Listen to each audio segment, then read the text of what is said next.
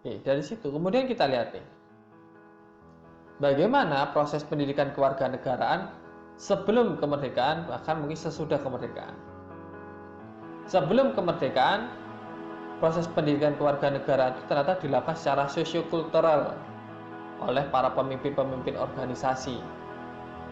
Kemudian juga melalui ceramah-ceramah para kiai di pondok-pondok pesantren.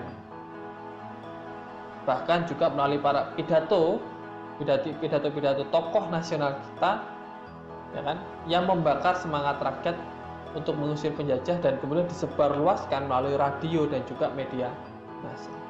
Artinya teman-teman, sebelum kemerdekaan itu pendidikan kewarganegaraan kita tuh masih dilakukan secara tutur, secara oral, mulut ke mulut, secara lisan. Sehingga apa? Kalau misalkan secara lisan, ketika orang yang mengucapkan lisan, mengajarkan itu kemudian meninggal, maka kita tidak mempunyai wasiatnya, warisannya nggak ada, sehingga selalu multitafsir. Kemudian setelah melalui proses itu, pengendapan itu, setelah Indonesia merdeka, pemerintah Indonesia kala itu mulai berupaya mengajarkannya secara merata ke sekolah-sekolah, tetapi masih belum mempunyai buku pedoman yang tepat, belum mempunyai buku pedoman yang sama.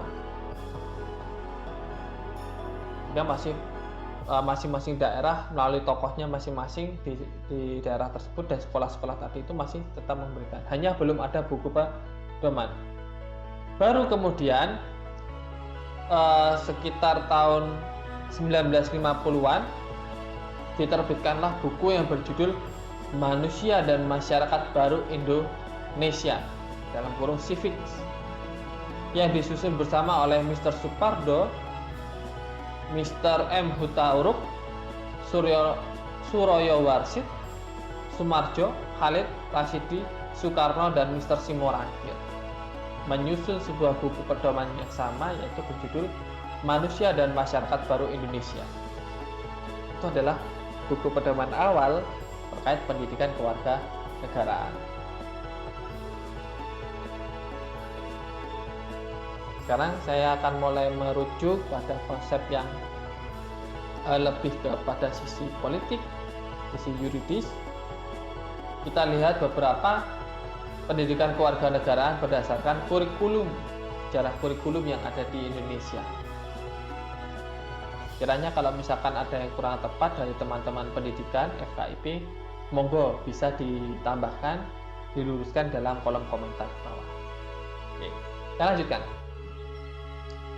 Pada tahun 1957, ya kan, pada tahun 1957 kita masih menggunakan istilah kewarganegaraan. Belum ada pendidikan kewarganegaraan, tapi dalam kurikulum dimasukkan istilah kewarganegaraan.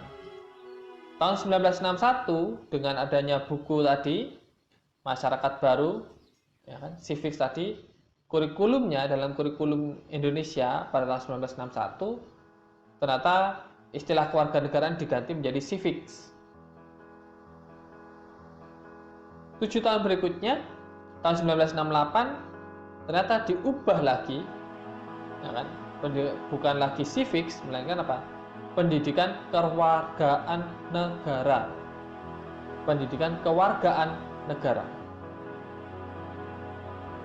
Ternyata masih perlu perubahan lagi, masih kurang sempurna, masih kurang menarik, kurang greget. Ya. 7 tahun berikutnya, 1975 oleh pemerintahan Soeharto, kemudian diubah. Pendidikan kewargaan negara tadi diubah menjadi pendidikan moral Pancasila atau PMP, tapi menekankan pada moral-moral atau nilai-nilai Pancasila dengan pendekatan pelaksanaan P4 yang dilakukan oleh rezim Soeharto. Masih bertahan hingga tahun 1994, lalu diubah lagi menjadi apa? Pendidikan Pancasila dan kewarganegaraan. Digabung, bukan hanya berbicara moral Pancasila saja, tetapi juga digabungkan antara Pancasila sebagai dasar moral juga dengan pendidikan kewarganegaraan, tapi masih dalam satu ilmu yang sama. Baru tahun 2006 sampai sekarang dengan kurikulum 2006 dan 2013 dipisahkan antara pendidikan Pancasila dan juga pendidikan kewarganegaraan. Terpisah karena merasa bahwa kalau dijadikan satu, menurut pemerintah kala itu kurang pas, kurang mendalam, karena ada dua hal yang harus didalami secara bersama-sama. Ini saya katakan, kita lihat dari kurikulum tahun 1968 di awal tadi. Dalam kurikulum tersebut di dalamnya tercantum mata pelajaran pendidikan kewargaan negara. Metodenya bersifat indoktrinatif. Maksudnya adalah metode yang bersifat indoktrinatif itu dihilangkan. Artinya tidak berdasarkan doktrin, dogma-dogma yang dipaksakan, tapi diubah dengan metode pembelajaran yang baru yang menjadi kelompok pembinaan jiwa Pancasila di dalamnya. Jadi bukan dipaksakan lagi, bukan dipaksakan harus menerima itu, tetapi ternyata melakukan sebuah pembinaan di nilai-nilai Pancasila tadi itu disepakati bersama dan dikembangkan bersama. Nah, mata pelajaran ini ternyata masih wajib untuk golongan SMA, masih sampai pada tingkat SMA, pendidikan tinggi masih belum ada. Nah, dan materinya dalam mata pelajaran kewargaan negara tadi adalah ada 3 hal: Pancasila dan UUD 1945, kemudian ketetapan MPRS tahun 66 dan juga selanjutnya sampai yang terbarukan, dan juga yang ketiga adalah pengetahuan umum tentang PBB. Bukan baris berbaris ya, tetapi persatuan bangsa melihat dunia internasional. Kemudian pendekatan pembelajaran yang digunakan adalah pendekatan korelasi, yang artinya adalah apa? Mata pelajaran PKN itu dikorelasikan dengan mata pelajaran yang lain, dihubungkan antara sejarah Indonesia, ilmu bumi Indonesia, hak asasi manusia, dan juga ekonomi, sehingga pendidikan kewargaan negara ini menjadi lebih hidup dan lebih bermakna dan menantang. Jadi mulai dikembangkan, dihubungkan, dikaitkan dengan mata pelajarannya lainnya. Tahun 1968. Berikutnya di 1975 pendidikan tadi itu berubah, nama mata pelajarannya itu berubah, yaitu menjadi PMP, Pendidikan Moral Pancasila. Kajian materinya yaitu secara khusus menyangkut Pancasila dan UUD 1945, yang ternyata dipisahkan. Kalau tadi dikaitkan, ternyata di sini ada dipisahkan dengan ilmu yang lainnya. Tujuannya adalah untuk membentuk manusia-manusia Pancasilais. Bahwa secara konstitusional PMP itu mulai dikenal dengan adanya TAP MPR nomor 4 nomor Romawi 4 garing MPR garing 1973 tentang GBHN garis besar haluan negara, dan juga TAP MPR nomor 2 Romawi garing MPR garing 1978 tentang P4. Jadi tujuannya kala itu yang dilakukan oleh Soeharto, rezim Orde Baru, ingin membentuk manusia-manusia Pancasilais dengan disandingkan yang namanya P4, Pedoman Penghayatan dan Pengamalan Pancasila, dengan butir-butir Pancasila.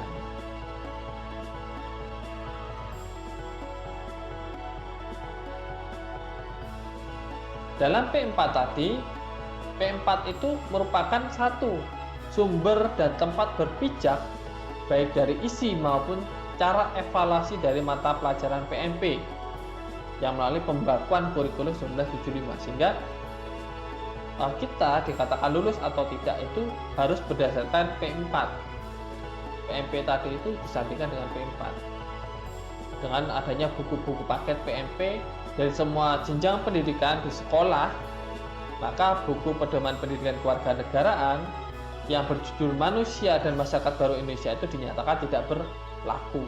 Semuanya harus berdasarkan yang namanya buku paket PMP yang berlandaskan pada P4, Pedoman Penghayatan dan Pengamalan Pancasila.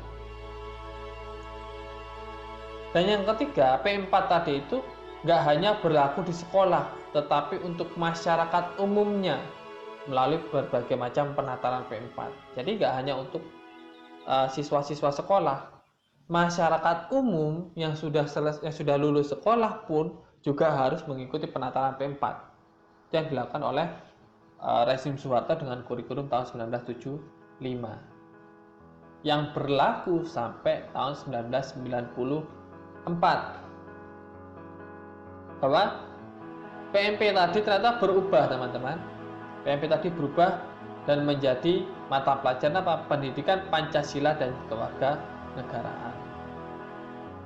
Nah, di sana didasarkan bukan lagi berdasarkan TAP MPR, tapi berdasarkan Undang-Undang Nomor 2 Tahun 1989 tentang Sistem Pendidikan Nasional. Tetapi di sini dalam Undang-Undang Nomor 2 Tahun 1989 ini dalam ayat dalam ketentuannya masih belum ditentukan dia itu pada jenjang yang mana. Tetapi yang wajib dimuat, ya kan, khususnya dalam jenjang pendidikan dasar, menengah dan sekolah menengah atas, ya kan, menengah pertama SMP SMA itu dia harus memuat yang namanya pendidikan Pancasila, pendidikan agama dan juga pendidikan kewarganegaraan. PPKN itu memuat itu semua di dalam. Nah, berikutnya kita lihat dalam kurikulum 2006 atau kurikulum KTSP istilahnya. Semoga saya tidak salah. Nah, di sini ditetapkan bahwa mata pelajaran PKN itu mencakup dimensi pengetahuan, keterampilan dan juga nilai. Nah, ide pokok dari mata pelajaran PKN ini membentuk warga negara yang ideal. Lagi warga negara yang ideal, yaitu apa? Warga negara yang memiliki keimanan dan ketakwaan terhadap Tuhan Yang Maha Esa, pengetahuan, keterampilan, dan juga nilai-nilai yang sesuai dengan konsep dan prinsip-prinsip dalam pendidikan kewarganegaraan. Nah, di sini yang menjadi tolak ukurnya, yang menjadi pertimbangan dalam menyusun kurikulum tersebut terkait dengan pendidikan kewarganegaraan adalah yang pertama, peningkatan terhadap iman dan takwa serta akhlak yang mulia. Dia harus ada peningkatan iman dan takwa serta akhlak. Kemudian yang kedua adalah apa? Peningkatan potensi kecerdasan sesuai dengan tingkat perkembangan dan kemampuan peserta didik. Selain iman dan takwa ternyata ada peningkatan apa? Potensi dan juga kecerdasan. Lalu yang ketiga adalah apa? Perkembangan iptek dan juga seni, ipteks. Yang keempat adalah dinamika perkembangan global, sudah mulai melihat perkembangan dunia.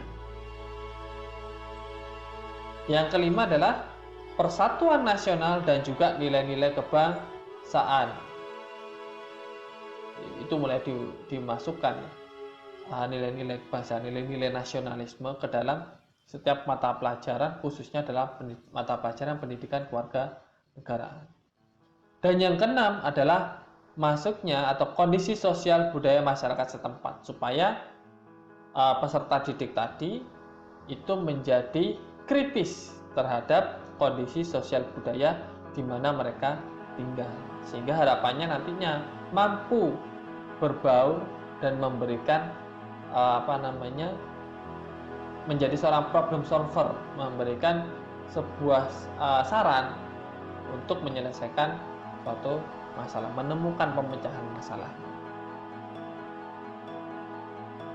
Nah, dalam kurikulum 2006 ternyata juga mempunyai kelebihan dan kekurangan. Kita lihat kelebihannya dulu. Kelebihannya dalam kurikulum 2006 adalah apa? Mendorong terwujudnya otonomi sekolah dalam melakukan pendidikan. Ini sudah mulai diserahkan kepada masing-masing sekolah itu untuk melakukan pendidikannya, sehingga mulai muncullah sekolah-sekolah yang berkarakter. Kemudian kelebihan yang kedua adalah mendorong guru, kepala sekolah, dan pihak manajemen untuk semakin meningkatkan kreativitasnya dalam penyelenggaraan program pendidikan, karena terkait dengan otonomi sekolah itu tadi. Kelebihan yang ketiga adalah apa? Dalam kurikulum KTSP ini menitik beratkan pada mata pelajaran tertentu yang dianggap paling dibutuhkan siswanya. Boleh menitik beratkan kepada beberapa mata pelajaran yang memang dianggap paling dibutuhkan siswanya itu seperti apa. Karena itu diharapkan dalam kurikulum 2006 itu mulai muncul seseorang yang sudah spesial di bidangnya, sudah ahli di bidangnya, sudah mulai terlihat spesialisasinya. Kemudian yang keempat, kurikulum KTSP itu mengurangi beban belajar siswa yang sangat padat dan memberatkan hingga menurun, ya kan, berkurangnya hingga kurang lebih 20%. Ya, dan dikatakan kelebihan yang ketiga tadi, ketika memang beberapa mata pelajaran itu dirasa tidak dibutuhkan atau belum dibutuhkan oleh seorang siswa, boleh dikurangi karena sesuai dengan otonomi sekolahnya masing-masing. Dan kelebihan yang terakhir dalam sistem kurikulum KTSP yaitu memberikan peluang yang lebih luas kepada sekolah-sekolah untuk mengembangkan kurikulum sesuai dengan kebutuhannya karena adanya otonomi sekolah tadi. Nah, itu kelebihannya. Tentu ada kelebihan, ada yang namanya kekurangan. Yaitu apa? Yang pertama, kurangnya SDM yang diharapkan mampu menjabarkan KTSP pada kebanyakan satuan pendidikan yang ada. Artinya SDM-nya kita masih belum mampu untuk mengembangkan kurikulumnya. Meskipun adanya otonomi sekolah, tapi masih SDM-nya masih belum mampu. Kekurangan yang kedua adalah kurangnya ketersediaan sarana dan prasarana pendukung sebagai kelengkapan dari pelaksanaan KTSP. Jika kalau memang mau mengembangkan kurikulum dan daya kreativitas tadi, tentu harus didukung sarana dan prasarana. Ternyata pada saat itu masih belum mampu, belum cukup kelengkapannya. Dan yang ketiga, masih banyak guru yang belum memahami KTSP secara komprehensif, baik secara konsep, penyusunan maupun praktek pelaksanaan di lapangan. Ya, karena memang menggunakan kurikulum tahun 75 dan tahun berapa tadi itu cukup lama teman-teman, sehingga mungkin menurut saya itu terlalu disetir oleh pemerintah sehingga ketika menghadapi suatu perubahan konsep itu sedikit grogi seperti itu, sehingga butuh suatu rangsangan stimulus yang tepat untuk merangsang. Kemudian yang keempat, masih rendahnya kuantitas guru yang diharapkan mampu memahami dan menguasai KTSP karena dapat disebabkan karena apa? Pelaksanaan sosialisasinya masih belum dilaksanakan secara menyeluruh. Ini juga menjadi problematika kita sampai saat ini sih, bahwa guru-guru kita itu masih minim untuk tersebar di seluruh wilayah Indonesia, bahkan sampai pada tahap pengembangan kurikulumnya. Ya, semoga kedepannya itu mendapatkan pemecahan masalah yang tepat. Dan kekurangan yang kelima adalah penerapan KTSP yang merekomendasikan pengurangan jam pelajaran tadi berdampak pada pendapatan guru. Nah, ini aspek ekonomis. Kadang tetap ya tidak bisa kita pungkiri, kadang-kadang kita menggunakan prinsip ada uang ada barang. Ketika kita mendapatkan apresiasi yang layak dalam rupa gaji ketika kita bekerja, honor seperti itu, kita juga berbanding lurus terhadap prestasi atau potensi apa. Nah, semoga ini nantinya ke depannya kalau demi tujuan untuk mengembangkan Indonesia menjadi lebih baik itu prinsip-prinsip yang demikian sudah mulai berkurang. Meskipun ya itu naluriah, tapi harapan saya adalah bisa berkurang. Nah, berikutnya kita lihat dalam kurikulum 2013. Kurikulum 2013 dirancang dengan tujuan apa? Untuk mempersiapkan insan Indonesia supaya memiliki kemampuan hidup sebagai pribadi dan warga negara yang beriman, produktif, kreatif, inovatif dan afektif, serta mampu berkontribusi pada kehidupan bermasyarakat, berbangsa, dan bernegara dalam peradaban dunia. Nah, Pancasila tidak dimunculkan secara eksplisit di sini, sehingga dia dinyatakan mungkin seolah-olah dia menghilang dalam kurikulumnya. Walaupun PKN itu ada, tapi pokok bahasan yang khusus membahas tentang Pancasila, porsinya itu hanya sedikit. Nah, masuknya kembali Pancasila sebagai bagian dari mata pelajaran PKN menjadi PPKN adalah sebagai bagian dari penguatan 4 pilar kebangsaan yang meliputi apa? Pancasila, UUD RI 1945, Bhinneka Tunggal Ika, dan NKRI. Itu yang menjadi 4 pilar kebangsaan kita saat ini.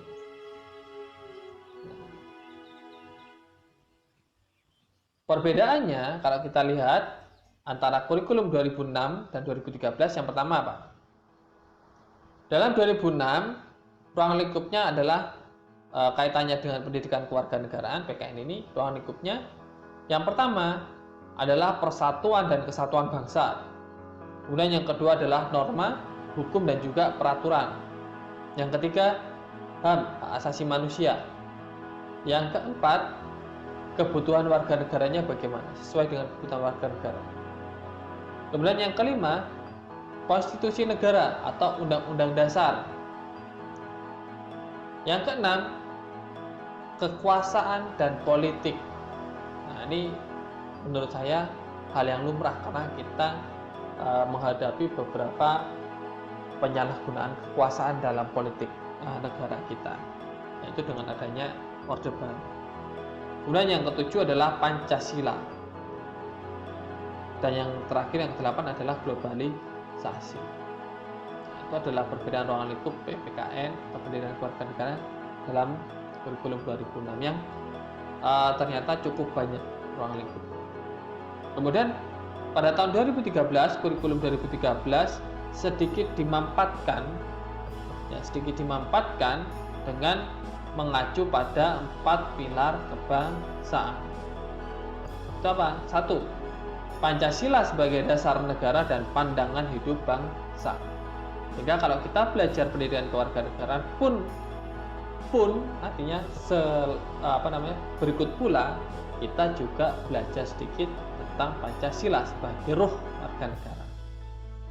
Kemudian yang kedua adalah UUD RI 1945 yang merupakan hukum dasar yang menjadi landasan konstitusional kehidupan bermasyarakat, berbangsa, dan bernegara sebagai hukum tertinggi kita, sebagai tolak ukur kita dalam kehidupan bermasyarakat dan berbangsa dan bernegara. Kalau Pancasila tadi itu sebagai roh kita, semangat kita.